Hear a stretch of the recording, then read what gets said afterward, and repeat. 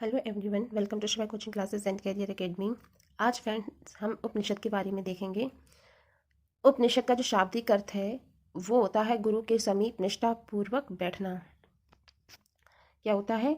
गुरु के समीप निष्ठापूर्वक बैठना, राइट। यह भारतीय दार्शनिक विचारों का प्राचीनतम संग्रह है। क्या है? भारतीय दार्शनिक विचारों का प्राचीनतम संग्रह है। ये भारतीय दर्शन के स्रोत हैं। क्या है? स्रोत। सत्यमेव जयते मुंडकोपनिषद से लिया गया है। मेन पॉइंट है, सत्यमेव जयते किससे लिया गया है? मुंडकोपनिषद से। तत्वमसी शब्द का उल्लेख छंदोग्य उपनिषद में मिलता है, राइट। तत्वमसी, जो ये तत्वमसी है, इस शब्द का उल्लेख छंदोग्य उपनिषद में है। कंठोपनिषद में नचिकेता यम संवाद है। कंठोपनिषद में नचिकेता यम संवाद है। बहुत इंपॉर्टेंट है। उपनिषद में से काफ़ी क्वेश्चंस एग्जाम में आते हैं, इसलिए इसे आप अच्छे से देख लीजिए। उपनिषद का जो शाब्दिक अर्थ होता है वो क्या होता है? गुरु के समीप बैठना। यह भारतीय दार्शनिक विचारों का क्या है? प्राचीनतम संग्रह है। ये भारतीय दर्शन का स्रोत है। सत्यमेव जयते मुंडकोपनिषद से लिया गया है। तत्वमसी शब्द का उल्लेख छंदोग्य उपनिषद में मिलता है। कंठोपनिषद में नचिकेता यम संवाद है।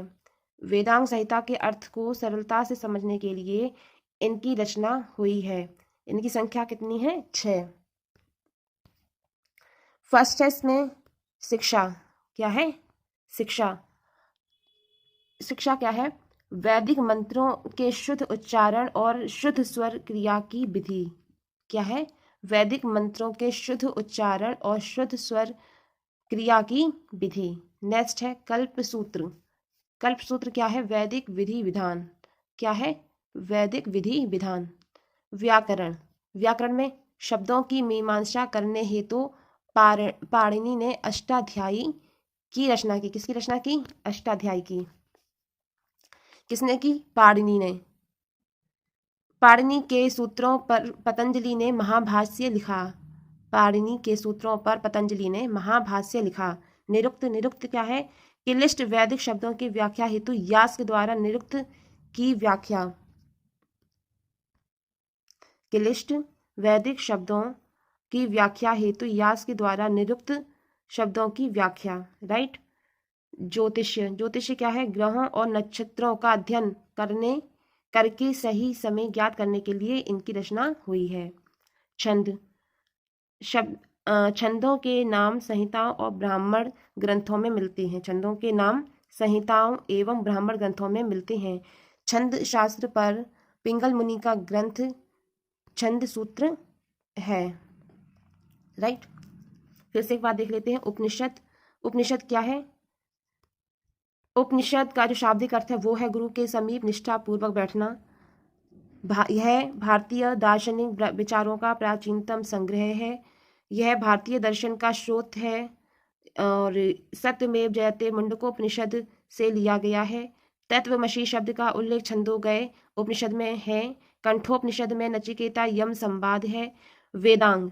वेदांग संहिता के सरल अर्थ को समझने के लिए इनकी रचना हुई है। इनकी संख्या 6 है, जिसमें फर्स्ट है शिक्षा, सेकंड है कल्पसूत्र, थर्ड है व्याकरण, 4 है निरुक्त और 5 है ज्योतिष्य, 6 है छंद, राइट।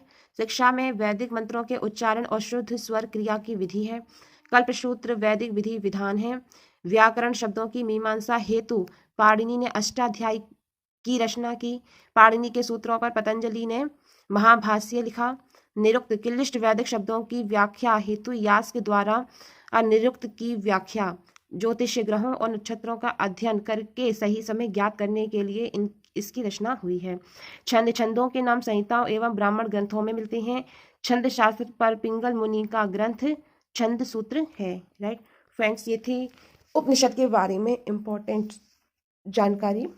मिलते हैं नेक्स्ट वीडियो में और अच्छी जानकारी को लेकर।